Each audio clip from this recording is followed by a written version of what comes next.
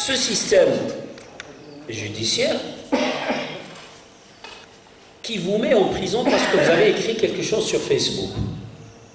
Est-ce que vous savez aujourd'hui que depuis le 22 février, aucun Algérien n'a été poursuivi pour ses écrits sur Facebook, sauf un groupe de Mouzabites.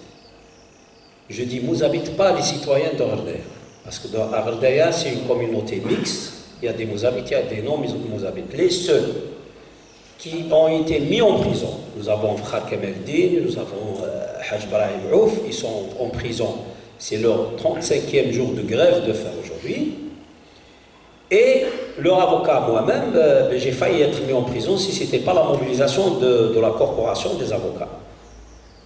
Moi, j'étais arrêté à Alger, emmené à Ardaya par la police, pour être incarcéré sur ordre du procureur général de Ardaya, parce que les avocats ont menacé de faire une grève illimitée si leur confrère est mis en prison, que le ministère a agi, et je le dis, parce que des gens pensent que moi j'ai pas de tabou, j'ai dénoncé. Le procureur général de Ardaya a fait un communiqué, il a dit un fonctionnaire, un cadre du ministère a exercé des pressions sur le juge d'instruction pour libérer Maître Dabouz, il a dénoncé, et j'ai dit, je confirme qu'il y a eu de la pression sur le juge d'instruction, parce que quand il m'auditionnait, avant de me dire quelle va être ma position, il m'a demandé de quitter la salle pour qu'il puisse réfléchir. C'est la première fois que ça m'arrive, de voir un juge d'instruction réfléchir et de demander à son client et à ses avocats de quitter la salle pour réfléchir. Et ça lui a pris un quart d'heure.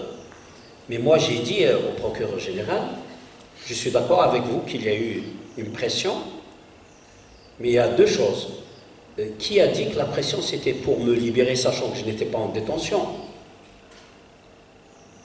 Et le procureur ne pouvait pas connaître l'intention du juge d'instruction avant de le dire.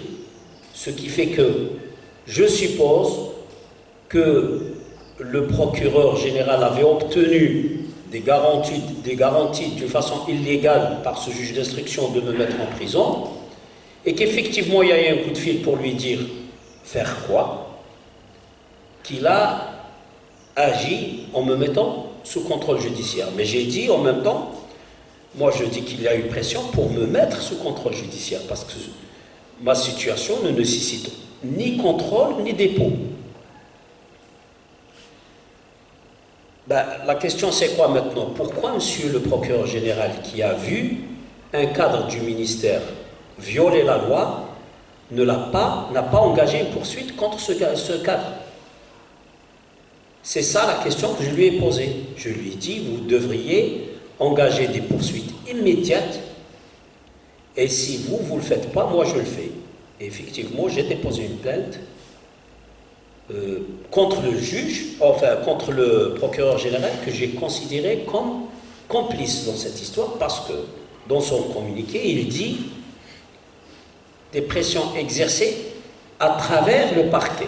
C'est-à-dire un cadre du ministère a appelé un procureur et lui a demandé de transmettre la pression au juge. Donc le procureur devient complice. Alors moi j'ai déposé une plainte contre le procureur général de Ardaya, et